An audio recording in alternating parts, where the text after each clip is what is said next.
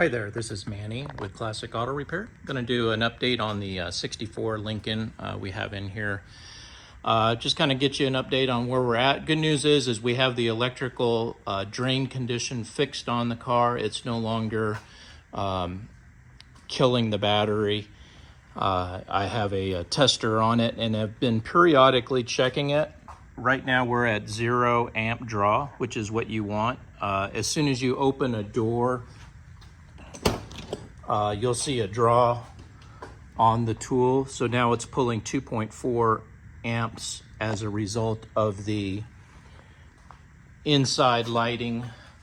The lights on that are on inside of the car are pulling that draw. And when the car first came in, it had a 3 amp draw. But as you see, when I close the door, the amp draw returns to 0.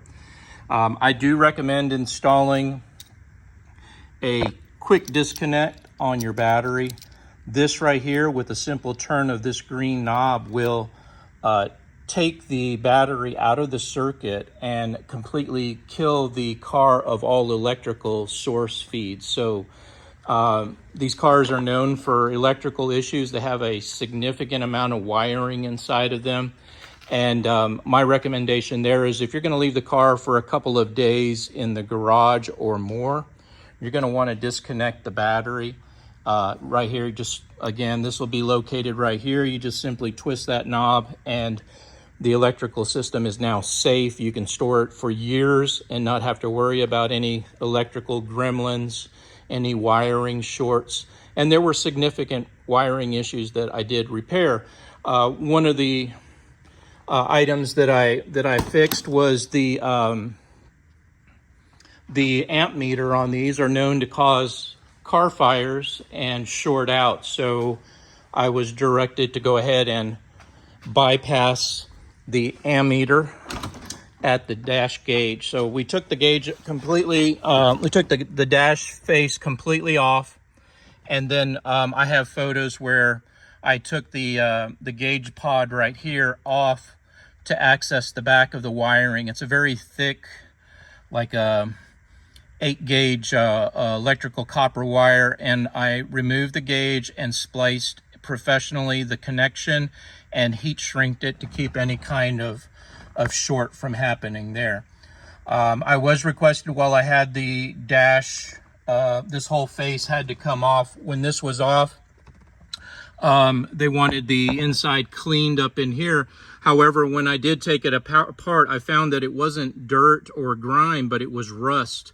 So I sanded down the black bezel there. I took it apart from the chrome frame. I took all the lenses out and the blinker indicators, and then repainted the black all the way across so that we got a uniform color, and no longer is there any grime or rust pits showing on that black bezel. So we're looking really good. It looks like brand new again. Checked all the bulbs, made sure all the gauges worked before I put the faceplate back on the car, and everything is operating there. So we're in good shape there. And that electrical risk of fire has been remedied by bypassing that gauge. Okay, so moving forward, on my to-do list was an oil change, which we changed the oil and filter and did a lubrication on the chassis. Again, I recommended a battery quick disconnect there. You had a bad fuse. When I was working on the electrical system, we had a fuse that had been shorted. So I went ahead and checked the circuit for a fault, didn't find one, so I replaced the fuse there. The other item was what was causing the electrical battery drain. And one of the causes was right here. This is the connector cap for the brake switch, and the brake switch is powered all the time as long as the battery's connected. And that's why, again, I recommend the disconnect, so that you don't have these circuits connected when you're not, when the car is just in storage or it's sitting in a garage for extended periods. This kind of stuff. And what happened here was this brake light switch, and this is located down here. You can see, let me show you the new one that we installed. This is the new switch right there. Now, we put new wire connectors on there because these ones are corroded. And what happened is this was facing down. It faulted and leaked brake fluid from inside of this connection into this cup, and it corroded these wires. It was full of fluid, and that caused the short to where the brake lights were always in the on position.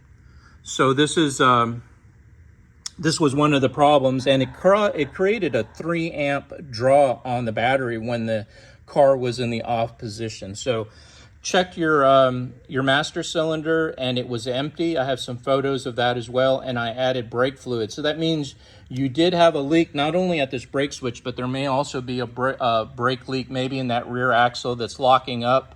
A lot of times when brake fluid gets on shoe linings, it causes the brakes to grab and lockups will occur. So you're probably, I know I have instructions to hold on the brake repair because it's going to get an upgrade, a disc brake upgrade. So that should eliminate those issues there and fix that problem.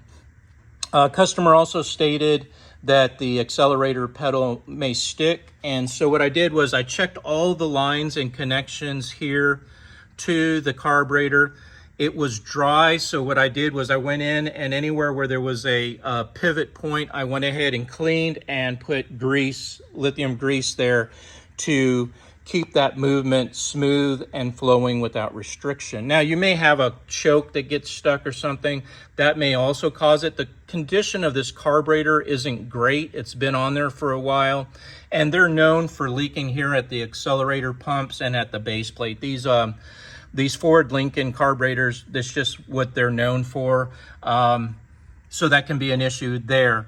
Right now, what I'm doing is you see that there's a disconnected port right there. That's where I have my vacuum tool connected, and I just did a test on the distributor.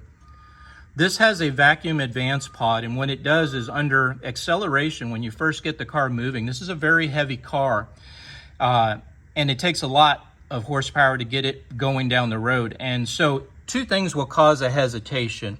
One, the carburetor not being in good condition, having some plugged up ports, which is really common. So a lot of times we'll replace this whole carburetor with a brand new one. And secondly, the ignition system. And the ignition system is made up of mechanical and vacuum parts. This advance, what it does is it moves the base plate at the distributor, giving more timing. And right now, when I go to pull vacuum on that pod, it's not holding any vacuum. It's going right back to zero. So that tells me inside of this little metal round circle is a rubber diaphragm, and it's torn and cracked, so the air is passing right through, and it's not moving or articulating that plate and moving it so that it advances. Now, one good part is it already has an igniter on it. That's what this little black part is right here. That igniter, when these cars sit for months, there gets corrosion between the points, the contact points, and it causes the spark plugs not to fire. So this is a great upgrade. We put this on almost every car that comes in here, just based on the driving habits of most of our clients. The cars sit a lot. So this is just like a new car. It has an electronic magnetic igniter. Now, when I looked at the condition of the other distributor parts, I recommend that we go ahead and put a new rotor on it. See the corrosion there on the end. That's going to cause resistance and a bad spark at the spark plugs. Also, the condition in here, see the green inside here, that's bad. That's going to prevent the spark plug from firing as strong and as hot as it should. So I'm going to recommend putting a cap, a rotor, a vacuum advance, and then I'll retest it and check for vacuum, make sure everything is moving the way that it should. I also pulled the spark plugs out of the banks on both sides, and they weren't terrible. They're not extremely fouled, but they do show conditions of wear and just setting. And I'm not real happy with that gap on the spark plug. It needs to be opened up just a little bit more so that it creates a hotter fire inside of the cylinder. Where I'll put it back to OEM spec. That's a little thin there. In removing the spark plug wires, one of the caps was torn, so that will cause a short and a hesitation or loss of power because the cylinder will arc the fire that's going to that cylinder. Here's the cap right there. So you can see where it kind of tore there. I put a new one on there. So we're looking good there. So that's where I have listed some of these parts: distributor cap. The air filter is dirty. You can kind of see the condition of the filter. So this restricts air going into the carburetor. So I would recommend a filter there. As far as the carburetor itself, if we ever look at that, they run about 520, 525. I keep them here because they're just a real common part that we replace. I tend to go with this Edelbrock. They make the AVS2, which is a great carburetor. I also can get it from Summit. But we tend to go with the Edelbrock because it's just a high quality carb. I keep them over here because I'm constantly putting them on cars to test and diagnose. And this thing right here fixes about 95% of idle, cold starts, hot starts, and power outs. Most of the time, the problem is in this old carburetor and the choke system that it uses. So you're going to get all new choke and all that when we drop a new carburetor on there. It does require some linkage customization to make it hook up to the new carburetor. So you're probably looking at 525 on the carb and probably another 600 to get everything installed and tuned on the carburation, get all the new fuel lines and vacuum lines connected, and make sure the wire to the choke is operating as it should. While we're over here, when we do oil changes, we always recommend replacing the PCV valve, which is this thing connected to the hose.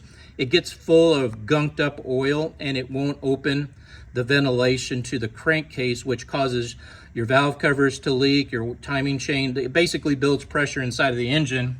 That pressure has to go somewhere, so it tries to escape through all your gaskets and seals. So you want to make sure that's always replaced. About every year, I would put a new one on there. And I do have that on your replacement list. Now, when I wanted to check the coolant system, this is empty, which is your fill tank for the radiator over here. So this radiator may be down about a gallon of antifreeze. So I'm going to put new antifreeze in here. And I'm also recommending back in the 60s, the engineering was you put a radiator cap here, and the radiator cap isn't in great condition. So I'm going to put a new radiator cap that has a good seal. And what happens is when the engine gets a little warm, the pressure builds up above 16 pounds of pressure, this radiator cap will open up. And when it opens up, this little tube right here lets all the antifreeze come out, the coolant. And what it does is it dumps it right there on the ground, and you never get it back in there. So if you're not checking this every time you drive it, there's a potential, especially in the summer, where it gets in a little hot condition sitting in traffic. It opens up this port on the radiator cap, dumps it on the ground. You may see a lot of steam. You may park it, walk away, get back in it, never know there was a problem because it'll purge it underneath the car in the parking lot. You go drive away. Now you've got a radiator that's half full of antifreeze, and it's going to overheat again very quickly. So my recommendation there is to install what all new cars have, which is an overflow bottle. They came out with these back in the late 70s, early 80s. And basically the overflow bottles that you're usually seeing are like on this Firebird. It's got an overflow bottle right here. We sell aftermarket water flow bottles. And what you do is you install this and you connect the tubes. You connect the tube from there to that port that's missing right here. And what it does is when the fluid goes in here, it lets the engine cool off. And then when the engine cools off through physics, the vacuum is created. And this fluid that's in here, if it's up high, which this was the other day, is now reduced down. That's because it put all the fluid back into the radiator all the way to the top. And that's what you want.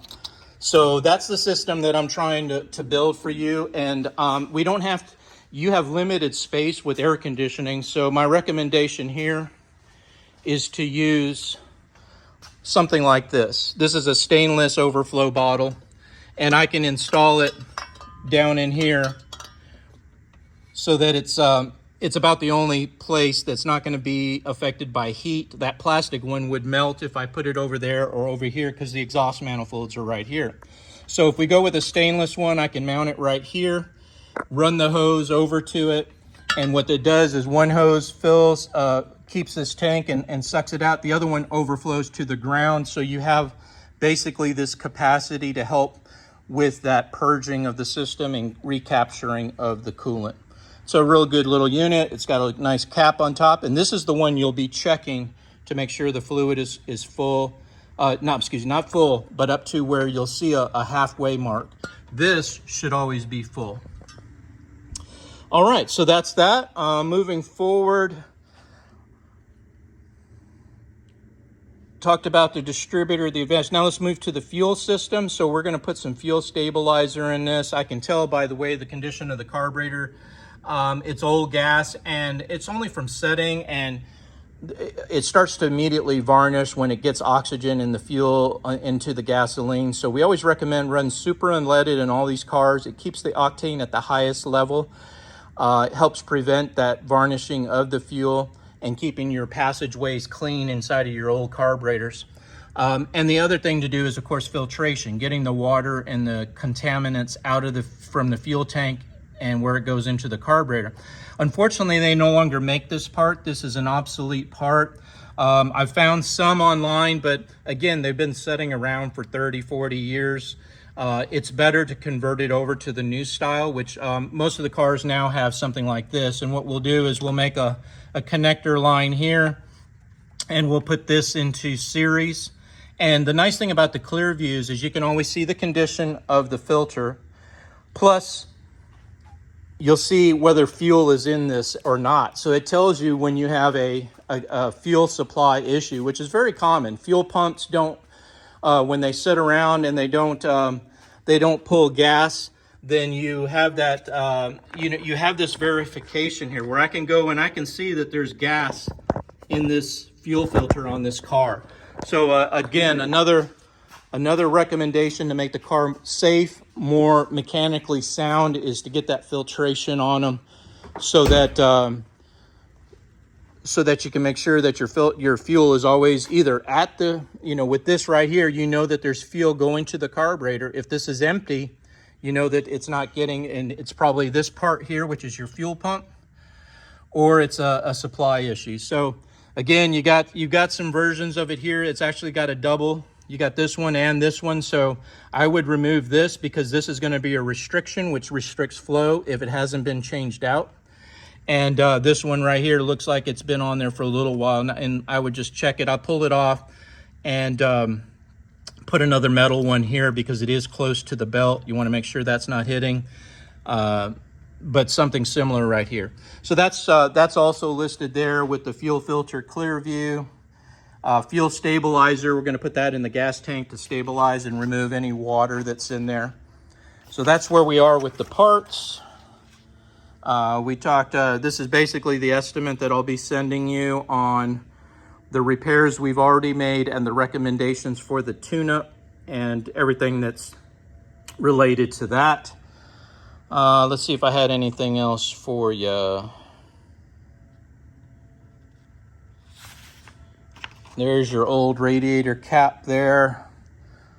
Seals aren't great. The rubber is not too bad, but I'm gonna go ahead and put a new one because this is really important.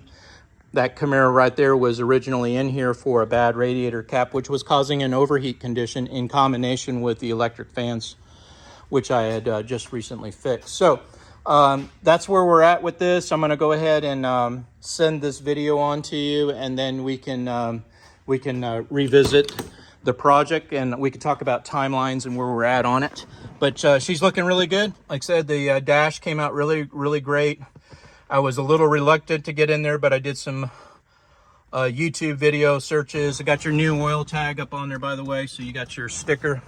And like I said, after reviewing it, I found out that we could get that dash cover off of there without having to take the whole dash out, and that helped in getting that repair done for you.